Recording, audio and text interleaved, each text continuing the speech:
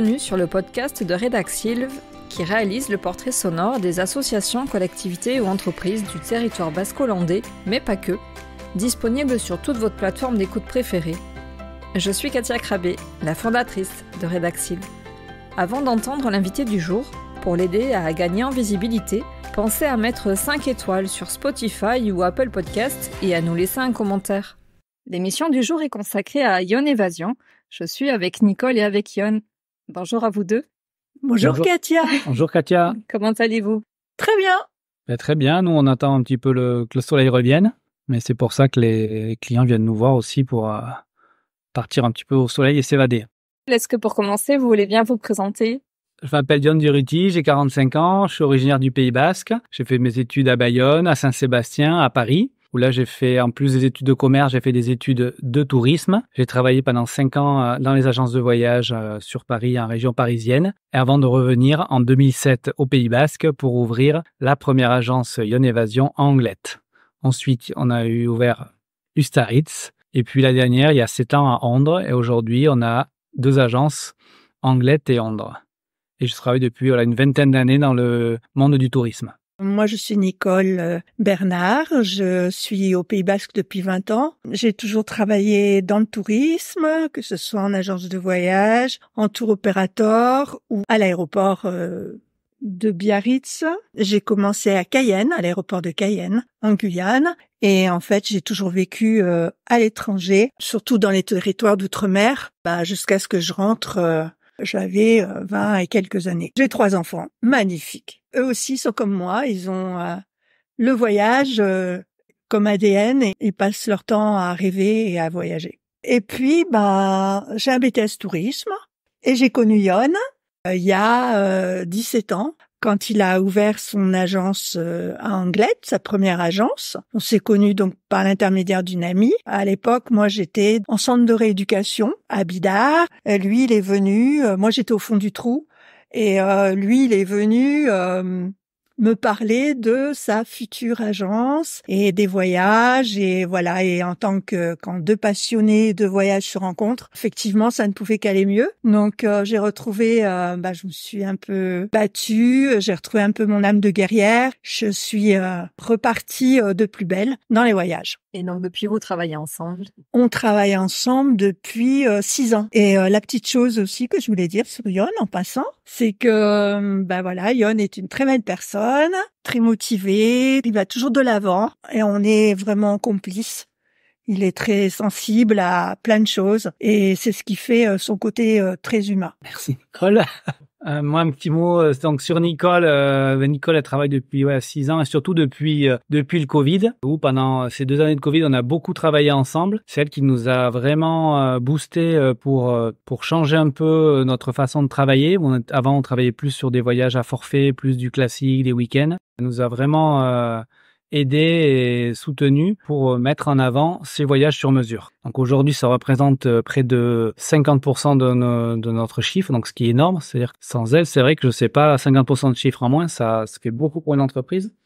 Donc grâce à Nicole, on a pu créer un nouveau site internet, on a pu rentrer en contact avec une trentaine de prestataires locaux à destination francophone avec qui on voulait travailler, qui avaient notre même philosophie de voyage. Ce moment, en fait, du Covid, qui était certes long pour le monde du tourisme, mais il nous a permis de rebondir. Et aujourd'hui, d'être là et d'avoir des chiffres en progression, aussi de créer de très beaux voyages sur mesure.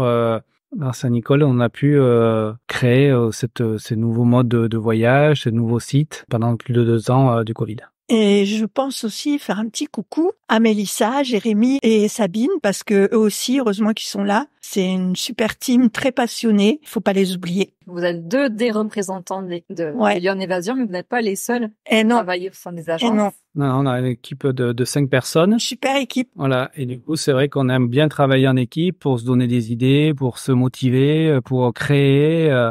C'est hyper important pour nous, ce côté relation entre collaborateurs, parce que ça nous donne beaucoup plus d'idées forcément qu'on est ensemble, qu'on peut avancer ensemble. C'est très important au quotidien. Pour comprendre, avant de rentrer un peu plus dans le vif du sujet, tu parlais de la période du Covid et de la crise sanitaire. Vous avez tout remis à plat dans votre mode de fonctionnement au niveau de l'agence. Il y avait beaucoup de changements. Est-ce que vous pouvez nous dire qu'est-ce qui a changé? Comment est-ce que vous fonctionnez? Parce qu'il y a quand même des particularités. Pendant le Covid, donc on était quasiment fermé, mais on a toujours répondu par contre au téléphone, au mail, contrairement à d'autres agences qui étaient vraiment totalement fermées, qui répondaient pas. Nous, on est toujours resté connectés avec nos clients pour les rapatrier, pour les aider, pour les aiguiller. Ça a été vraiment un gros travail. Et on était sur rendez-vous essentiellement. Et après, petit à petit, on a réouvert, peut-être plus les frontières ouvraient, plus les pays réouvraient, donc plus on ouvrait aussi l'agence. Mais on est resté sur un mode de fonctionnement depuis 3 ans. On est à l'agence en présence de 9h à 14h. Et l'après-midi, on est uniquement sur rendez-vous. Donc ça, on a gardé ce côté-là. Et ça aurait été inconcevable, ça, avant le Covid. Donc pour nous, c'était vraiment d'un côté quelque chose de très difficile. Aujourd'hui, on a une liberté pour s'organiser, une vie sociale, une vie familiale. On a changé notre façon de travailler suite au Covid. Et donc nous, on a profité aussi donc de ce Covid pour trouver des réceptifs qui étaient à l'étranger et pour lesquels eux c'était pas terrible. Alors, leur situation n'était pas facile. Qu'est-ce que tu appelles des réceptifs pour les non-initiés? Des experts locaux, des gens qui nous représentent sur place. Donc eux, ça n'a pas été très simple. Donc on restait quand même en communication avec eux. Donc on a travaillé, on a essayé de faire des réunions en visio pour réfléchir au tourisme de demain, parce que ça devenait quand même très important entre toutes ces crises qui s'annoncent. On a petit à petit changé notre façon de travailler, effectivement. Et on a, la preuve, c'est que là, je sais pas, Yon, si tu voulais le dire, on ouvre une 3e agence, une agence nomade. Donc, on reste dans le changement, dans une autre façon de faire, et on s'organise complètement différemment. Qu'est-ce que c'est que cette agence nomade, si on peut en dire quelque chose? Vas-y, Yon. C'est avec on a acheté une caravane, en fait, quand on retape, intérieur et extérieur, et qui va aller dans des salons, qui va être aussi, donc ça c'est pour le côté événementiel, mais qui va être aussi basé à Saint-Jour-de-Marenne, qui permettra de travailler dans un autre contexte qu'un bureau traditionnel. C'est un format plus nomade, plus caravane, dans l'esprit du voyage. Vous avez révolutionné vos conditions de travail et ce que j'entends, c'est aussi une amélioration d'une qualité de vie au travail pour vos collègues. Je suis en télétravail avec Sabine et mes autres collègues sont à l'agence. Et il y en a vélo souvent. Non, c'est vrai que ça a changé complètement notre façon de travailler, puisqu'on est quand même pour nous en tout cas, on est beaucoup plus performant le matin. Donc on va vraiment travailler vraiment le matin bien. Et ensuite, après, c'est vrai que pour les collaborateurs qui ont des enfants, peuvent aller le chercher à l'école, peuvent aller au sport un petit peu l'après-midi, tout en restant connectés, tout en répondant au téléphone. Et ensuite, pourquoi pas travailler le soir en décalé, quand on est au calme, où on n'a pas de bruit. Donc on essaie vraiment s'adapter aussi aux saisonnalités. Il y a des périodes quand même qui sont plus intenses. Donc on va beaucoup plus travailler de janvier jusqu'à mars-avril. L'été, c'est un peu plus calme. On a juste notre temps comme ça, ce qui nous permet vraiment de concilier et la vie personnelle et la vie professionnelle dans une bonne ambiance. Et les chiffres sont des très bons chiffres, donc du coup, on n'a aucune raison de revenir comme on était avant, puisque en fait, c'est pas forcément la présence physique qui compte, c'est le temps, c'est l'écoute, on répond le soir, on répond le week-end si besoin en cas d'urgence. Donc on est quand même connecté. On n'est pas ouvert de 9h à 18h et après terminé. Là, vous pouvez nous joindre en cas d'urgence, bien sûr, sur les week-ends ou quand il y a des grèves ou en cas d'intempéries, quand on va répondre au téléphone et aux mails. Même si on ne fait pas forcément toujours à l'agence. Et le fait de recevoir aussi les clients en rendez-vous personnalisé, du coup, on n'est pas gêné par le téléphone, on n'est pas gêné par les autres clients, donc c'est plus confidentiel. Et c'est vrai que les clients, ils apprécient bien, et ça nous démarque aussi de nos concurrents, aussi bien en centres commerciaux ou ailleurs, avec le bruit, le passage, la lumière, la musique. Là, on est vraiment, on a voulu mettre aussi une agence zen avec pas mal de végétation, avec pas mal de lumière, voilà. Et la nouvelle agence qu'on ouvre dans 1 an à Anglet, en tout cas, on va déménager dans 1 an. On va au centre océanique, on passera de Anglet à Biarritz. Là, ça sera dans le même concept. Avec, on a pu travailler aussi un concept où ça sera même un peu plus, pas confidentiel, mais On sera moins les uns sur les autres au niveau des bureaux. Il y aura des bureaux semi-fermés. Donc comme ça, voilà, les gens seront à l'aise, tranquilles et c'est ça qui nous permet aussi de se démarquer en plus de nos produits, de nos prestataires, de nos voyages. Il y a aussi ce côté confidentiel, enfin pas confidentiel, mais il y a ce côté Cocooning, voilà, cocooning. on peut dire ça. Voilà, où on accueille les gens, pas plus en format bureau, mais en format plutôt salon. Salon, on offre le café, c'est vraiment chaleureux, c'est ce qu'on veut mettre en avant, le côté humain dans nos voyages, mais aussi le côté humain dans notre accueil, comment on reçoit le client. L'agence aussi, c'est un endroit important où les gens doivent rêver au niveau de la décoration, au niveau du son, on essaie de mettre de la musique aussi en adéquation avec les clients. Comme on sait, quand ils prennent rendez-vous, on sait un peu à peu près leur projet, pas toujours, mais on peut mettre aussi la musique qui va bien, on peut mettre, c'est ça aussi, on peut mettre aussi les parfums, on peut mettre l'ambiance, en fait, pour tout un univers du voyage où les gens se sentent transportés aussi au début de leur projet de voyage, quoi. Ça, c'est important. C'est ça aussi qui est important pour nous. C'est, on peut servir de thé à la menthe. Vous mettez un point d'honneur à faire vivre une expérience à vos voyageurs dès le bas de la porte. Là, c'est une vraie expérience sensorielle que vous leur faites vivre de bout en bout, parce que je crois aussi avoir compris que vous tenez aussi à avoir cette disponibilité pour eux. Quand tu dis que vous êtes joignable presque 24 heures sur 24, même si vous n'êtes pas en agence, je ne sais pas s'il y a beaucoup d'agences qui sont aussi disponibles que vous l'êtes. Déjà par notre expert qui se trouve sur place, si les gens ont quoi que ce soit, ou des questions, ou ils cherchent des adresses pour déjeuner, ou voilà, ils peuvent les joindre, ils sont là pour ça, et c'est vraiment super, quoi. Yon a souvent des coups de téléphone à n'importe quelle heure pour justement, ça peut être bien, ça peut être pour dire qu'ils sont super contents, nos clients, et ça peut être aussi parce qu'il leur est arrivé un truc, ou, enfin voilà, et on essaye de faire le maximum. Voilà, ils se sentent quand même rassurés d'avoir, c'est ça aussi la différence, c'est que nous on est aussi bien joignables. On a souvent un service de conciergerie à destination avec notre prestataire. On crée un groupe WhatsApp en général au début du voyage. Comme ça, ils peuvent converser s'ils ont des questions, des interrogations, s'ils ont un souci. Donc ça, c'est vrai aussi, c'est rassurant et ça fait une différence aussi par rapport à un voyageur lambda qui part tout seul à l'aventure. Et nous, on doit aussi montrer, voilà, les voyages sont quand même plus chers, donc on doit aussi montrer, voilà, ils achètent plus que le voyage, c'est aussi la sécurité, le confort. Faut que ça soit tranquille pour eux et qu'ils passent des voyages, un voyage sans souci. Donc il peut y avoir des soucis, c'est quand même le voyage. Donc du coup, on est là de suite pour y remédier. Nous et surtout, voilà, avec le décalage horaire, c'est les prestataires à destination.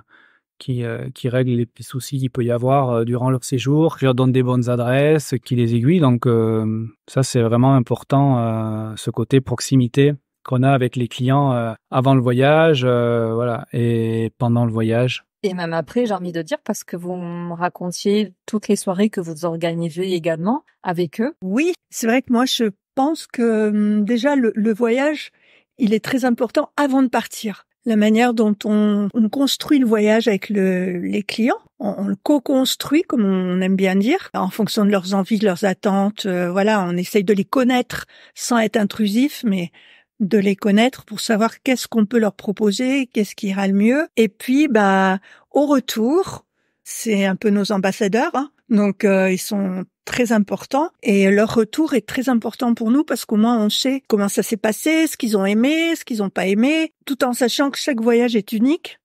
Donc on est tous différents et on n'aime pas tous la même chose. Et dans nos événements, effectivement, on aime bien les inviter quand ils reviennent ou quand on fait des soirées.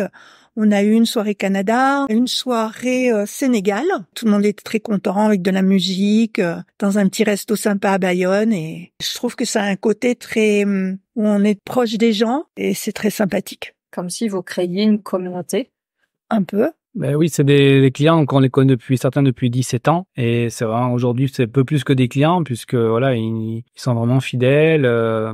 Est-ce que tu as envie de nous parler d'une des soirées que vous avez organisées dernièrement? Donc la soirée Sénégal, qui a très bien marché, les gens étaient très contents. Mais je pense que je vais te parler aussi du 29 mai, ce qu'on organise avec notre partenaire Itsas Arima, avec les enfants de nos clients, donc au Clubhouse de la Patinoire, à Anglette. C'est une association de biologistes marins qui explique, ils passent dans les écoles, les centres aérés, pour expliquer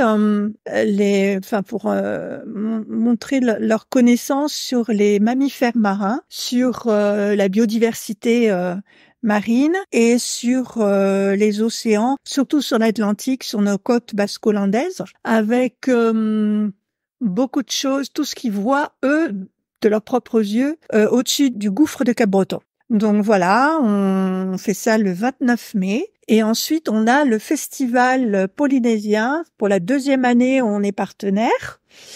Et ça sera à la Chambre d'Amour, donc le 8 et 9 juin, à la salle Espace de l'Océan. Voilà, donc là, il y aura comme un village polynésien, il y aura du ukulélé, des danses, etc. Et surtout, un apéro voyageur qu'on fait pour la première fois, premier apéro voyageur du Pays Basque, où là, on parlera bien sûr de la Polynésie, mais aussi des voyages en général. Donc, si vous avez envie de discuter, de raconter vos derniers voyages que vous avez faits, que vous avez aimés, venez nous rencontrer, venez parler avec nous. Ce sera l'occasion de découvrir peut-être un nouveau projet. Vous êtes très impliqués sur le territoire. Oui. Vous avez de nombreux partenariats avec les associations locales. Oui, on est impliqué. On est une agence de proximité. Avec Oshkan. On est installé au Pays Basque. Donc c'est vrai qu'on travaille avec des associations, aussi bien avec Sarima. On a aussi Shkadi Sénégal, une association bayonnaise qui part chaque année pour au Sénégal. La Shkadi Sénégal qui a fêté ses 30 ans, donc qui part chaque année pour des missions humanitaires en Casamance pour le palu, mais pas que aussi. Ils ont des soins, ils ont des dispensaires avec des infirmières, soignants, sages-femmes. Ils vont dans des villages et des campements. Donc oui, on aime bien aussi organiser, on aime bien créer du réseau. C'est pour ça qu'on a organisé ce premier apéro des voyageurs. On aime bien rencontrer les gens, on aime bien ce côté humain qu'on retrouve aussi dans nos voyages. On essaie de le mettre en avant aussi au Pays Basque et à Anglette en particulier. C'est quelque chose qu'on aime bien. C'est Nicole qui s'occupe surtout des événements, parce que ça prend beaucoup de temps aussi. Donc c'est quelque chose qui nous différencie aussi des autres, des concurrents ou d'Internet. C'est qu'il y a ce côté humain où les clients, on les rencontre aussi bien à l'agence, mais on les rencontre aussi en dehors avec des événements qu'on crée. On est partenaire aussi d'événements sportifs. On invite des clients. C'est tout ça dans cet esprit de discuter, de connaître les clients dans notre environnement que l'agence. Parce qu'après, à force, les clients sont plus que des clients, puisque on connaît vraiment bien leur vie. Parce qu'on parle de voyage, mais en fait, c'est qu'une petite partie du rendez-vous avec les clients. On parle quand même beaucoup d'autres choses. Donc ça aussi qui nous intéresse dans ce métier, c'est ce côté humain, de discuter avec les gens. On a fait à l'agence, on a pas en bureau, mais on est plus en format salon. Donc les gens sont confortablement assis autour d'une table. On offre le thé, le café. C'est très convivial. Et ça, on y tient parce que c'est ça aussi qui fait notre différence. Où on offre le café, on discute, on prend le temps. Quand on est sur rendez-vous l'après-midi, on n'est pas dérangé. Donc, ou même le matin, les clients en général, ils prennent rendez-vous aussi le matin. Donc, du coup, ça nous permet de bien connaître, de bien planifier notre journée à l'avance. Oui, et on est aussi une agence responsable. Donc, on fait des voyages responsables. C'est-à-dire, c'est un bien grand mot, je sais, tout le monde fait ça maintenant. Mais on a beaucoup travaillé sur le RSE. On a beaucoup travaillé sur le tourisme durable. RSE, parce que pour les non-initiés, on ne sait pas forcément ce que ça veut dire. Responsabilité sociale et environnementale. C'est pour ça qu'on a 2 partenaires, un social et un environnemental. Donc voilà. En plus, on a dans nos voyages, dans la conception de nos voyages, on essaye donc de voyager avec des réceptifs qui eux-mêmes sont engagés, c'est-à-dire qu'ils font très attention aux hébergements, aux activités, au transport sur place. On essaye de trouver des endroits moins fréquentés pour éviter le surtourisme. On essaye de faire attention au respect des cultures locales, parce qu'on sait que, on le voit même au Pays Basque, hein, quand il y a vraiment les gros mois de touristes, c'est vraiment, il y a beaucoup de monde et ça devient un petit peu embêtant pour tout le monde. Donc on essaye de pas envoyer tout le monde. C'est souvent aussi de partir hors saison ou dans des saisons intermédiaires. Et en plus, ce qu'on aime bien faire, c'est informer les clients sur la destination avant de partir pour que, leur expliquer un peu les cultures, ce qu'on peut faire, ce qu'il faut surtout pas faire, leur montrer que ce serait bien qu'ils apprennent quelques mots aussi quand ils arrivent dans le pays, ne serait-ce que pour dire bonjour avec un grand sourire. Ça c'est super. Et après, on essaie de mettre en place dans nos voyages, soit des nuits chez l'habitant, si on peut. Donc, si les gens le souhaitent, c'est pas possible dans tous les pays non plus. Soit au moins des rencontres d'une demi-journée ou des échanges ou des cours de cuisine, des choses en rapport aussi avec la thématique du pays. Donc ça, c'est important pour nous aussi de mettre en avant ces expériences et ça aussi, on se souvient aussi de ça et de mettre aussi des guides quand on peut dans des villes parce que ça de pas laisser les gens tout seuls non plus. Le fait d'être guidé, alors c'est de plus en plus difficile de trouver des guides francophones. C'est pour ça qu'il faut s'y prendre longtemps à l'avance. Mais c'est pas du tout la même approche, c'est pas du tout le même voyage quand vous êtes guidé, qu'on vous explique les coutumes, qu'on vous parle du pays, on vous parle de la scolarité, de leur mode de vie, avec un local. Voilà, le voyage c'est ça aussi, c'est la rencontre. Donc le fait d'être guidé. Alors on n'est pas obligé d'être guidé pendant tout le séjour, hein, mais d'avoir des moments avec des locaux. C'est très important et c'est ça pour ça aussi qu'on voyage, c'est pour connaître la culture et pouvoir discuter. Parce que si vous partez tout seul, parfois vous ne verrez ou dans des hôtels clubs ou des choses comme ça, vous n'allez pas pouvoir vivre cette aventure du voyage et des rencontres. Nos voyages qu'on propose aussi en immersion, ça c'est très très demandé, très sympa. Bon, il y a un côté aventure. C'est vrai que beaucoup de personnes aiment bien ce petit côté. Là dernièrement, on a fait un voyage sur Sumatra.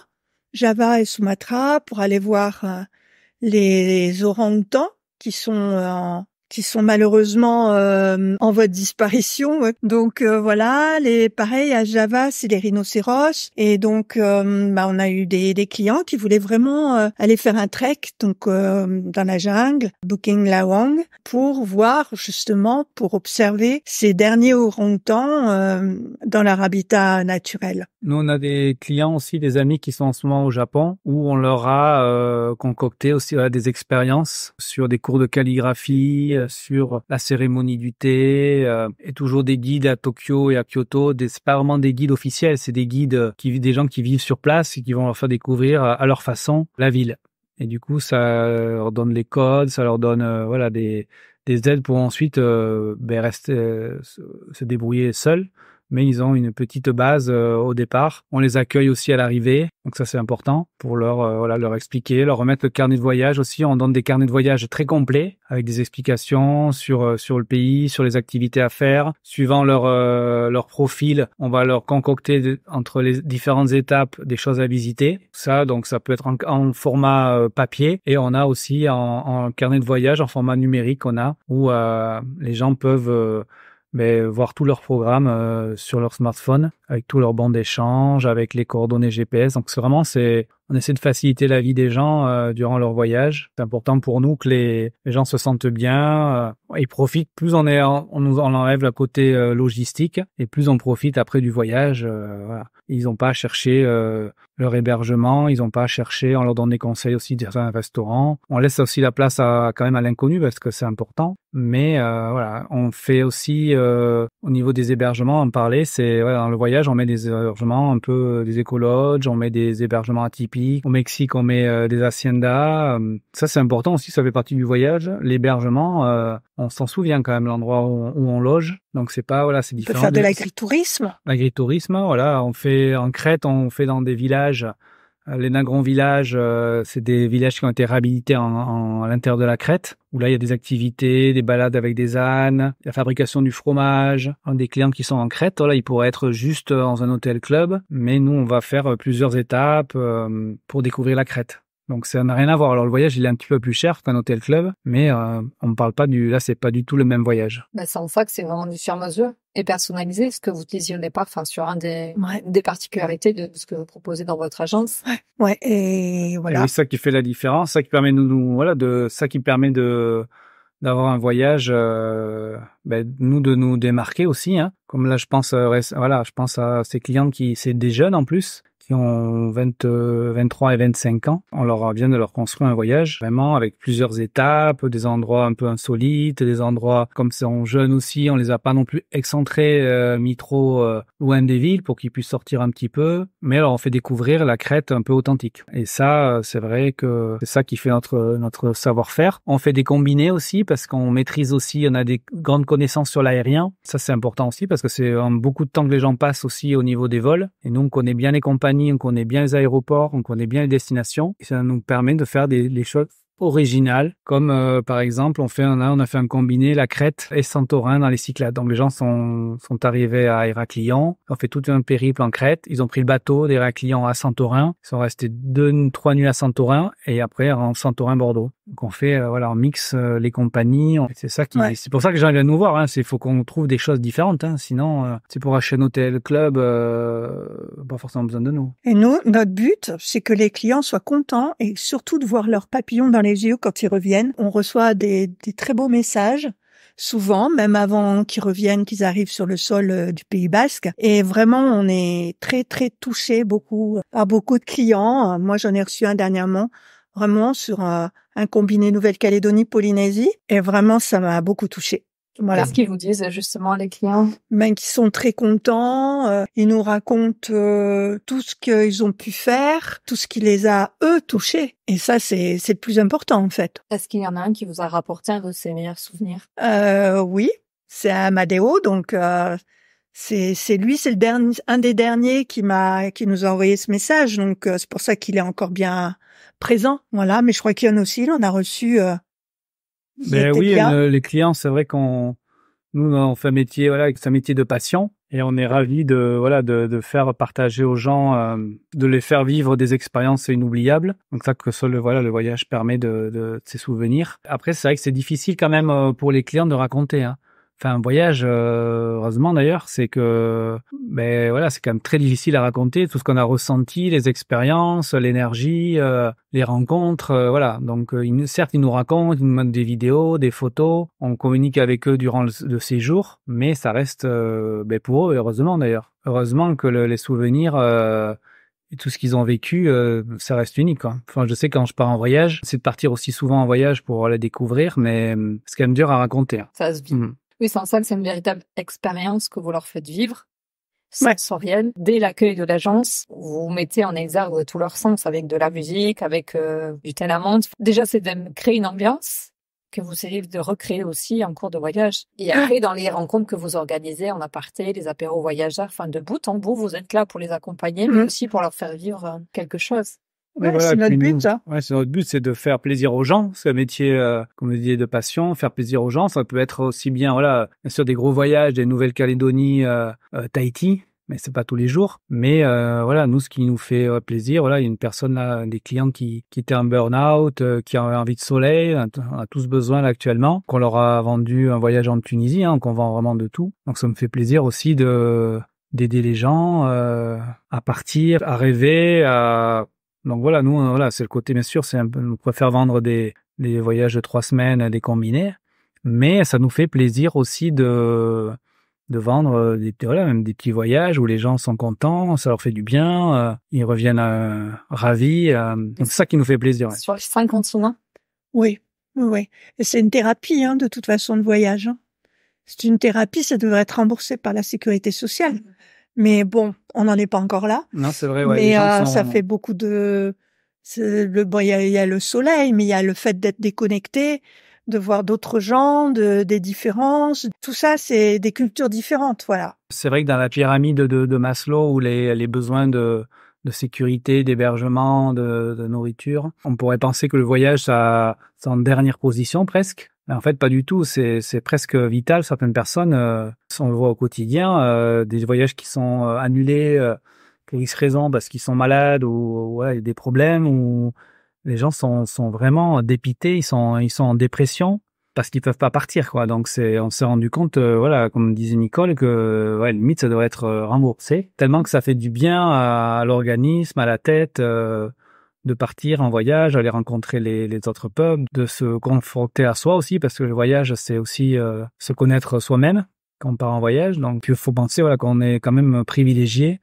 de pouvoir partir, parce que ouais, il y a beaucoup de gens enfin dans le monde entier, ils peuvent pas se déplacer, quoi.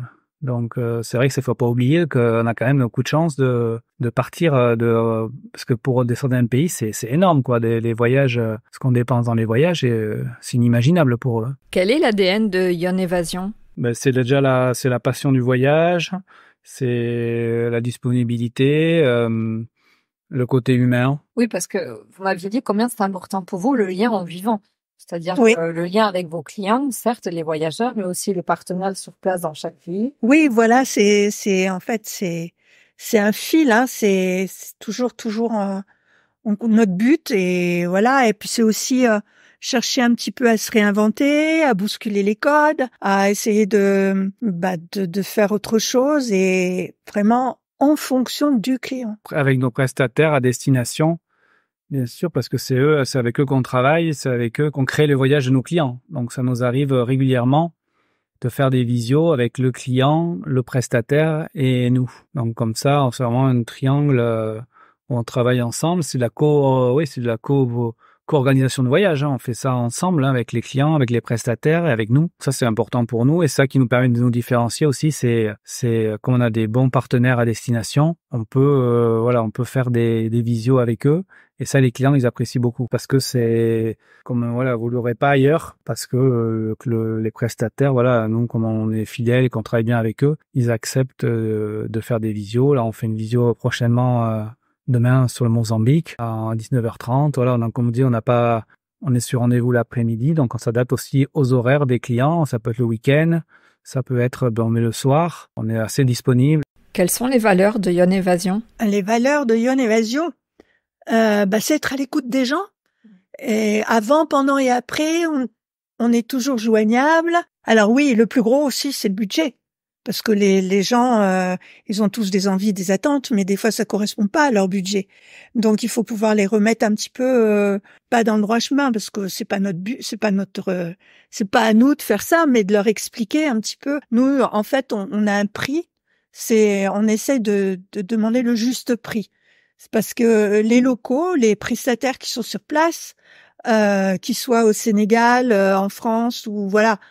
Il faut les payer, et à leur juste valeur, justement, et à leur juste prix. Donc c'est un petit peu notre rôle aussi d'expliquer aux gens. Et puis les devis, on envoie des itinéraires qu'on a travaillé en amont avec le client au réceptif. Mais le réceptif, il faut aussi que lui travaille de son côté, qu'il chiffre les devis. Et des fois, comme on peut modifier jusque-là autant de fois qu'on veut, mais au bout du troisième devis, ça devient quand même, c'est beaucoup de travail, ça a un prix. Et voilà. Alors après on comprend, hein, il peut y avoir aussi des gens qui, au dernier moment, disent ça va pas, etc. Mais il y a aussi ceux qui nous disent rien, ni au revoir, ni merci, et voilà. Et là, c'est très décourageant. Comment fait-on si on veut voyager avec Yon Évasion, si on veut vous contacter, vous rencontrer? Pour nous contacter, on peut déjà aller voir sur notre site internet pour comprendre un peu notre philosophie, pour voir nos agences, pour voir nos produits, nos destinations. Et ensuite, donc, il y a un formulaire, nous appeler, prendre rendez-vous, parce que c'est vrai que c'est important. Vous me disiez, c'est important de rencontrer les gens pour qu'ils nous expliquent leur projet de voyage. Donc, à l'agence, c'est vrai que c'est mieux qu'en direct ou en visio. Si on peut faire des visios. Mais c'est important quand même d'avoir un échange pour essayer de poser des questions aux clients. Qu'est-ce qu'il est dans l'envie de voyager? Pourquoi il voyage? Qu'est-ce qu'il recherche? Quel projet? Quelle date? Est-ce qu'ils ont les passeports à jour? C'est ça aussi notre rôle d'agent de voyage, c'est vérifier les passeports, vérifier les formalités, vérifier les vaccins, vérifier si la saison est bonne. Il y a ça aussi, ce côté bien sûr conseil. S'il faut un visa. Il y a ce côté conseil qui est très important aussi. Et les gens viennent chercher ça aussi, d'être rassurés dans leur démarche de voyage, quoi. Donc nous, on vérifie vraiment les noms, on vérifie l'orthographe. On fait jamais de voyage sans avoir les passeports. Parce que parfois ils sont périmés, ils s'en rendent pas compte. Parfois la validité n'est pas bonne. Il faut souvent 6 mois dans un pays. Donc voilà, tout notre rôle notre rôle de conseil. Est-ce que vous auriez un message pour terminer? Mais donc le message à faire passer, c'est oui, partez en voyage, partez découvrir le monde, vous rentrerez plus riche. C'est la seule chose, le voyage qui rend plus riche. Ouais, c'est vrai. Voilà, aller s'intéresser aux gens, leur mode de vie, voir qu'il y a d'autres possibilités aussi ailleurs, au niveau de la santé, au niveau de l'éducation, parce que en fait, ce qu'on nous montre à la télé, ce qu'on nous montre à la radio, dans les reportages, c'est pas forcément la réalité, quoi. Et ça, le voyage, il y a que ça qui permet ce côté-là vraiment de découvrir par soi-même, en direct, sans source extérieure. Donc et voilà, donc c'est ça qui, moi, je trouve intéressant dans le voyage, c'est de se confronter et d'aller comprendre le pays, et d'aller et comme je disais tout à l'heure, c'est aussi se rencontrer avec soi, de rencontrer les gens, de rencontrer avec qui on part. Les personnes avec qui on part aussi, on découvre beaucoup sur eux. Donc ça, c'est avant de vous marier, partez en voyage. Non, c'est vrai, hein, vous allez comprendre plein de choses. Ça sent le vécu, non?